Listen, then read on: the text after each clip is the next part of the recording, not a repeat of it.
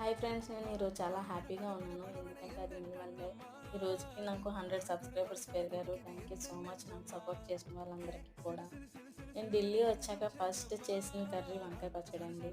మా ఆయనకి వంకాయ అంటేనే నచ్చదు. అలాంటిది వంకాయ పచ్చడి తింటారు. వంకాయ పచ్చడి చాలా సింపుల్ అండి. వంకాయ, టమాటీ, పచ్చిమిర్చి, వెల్లుల్లి తీసుకొని వంకాయ, టమాటీకి బాగా ఆయిల్ రాసుకున్న తర్వాత ఆ వంకాయ ఘాటు పెట్టుకొని అందులో వెల్లుల్లి పెట్టి స్టవ్ మీద బాగా కాల్చుకోవాలి. కాల్చుకున్న తర్వాత దానిపై ఉన్న తొక్కనంతా తీసి ఒక రోలు తీసుకొని రోల్లో వేసుకొని బాగా దంచుకోవాలి. నాకు రోలు లేదండి.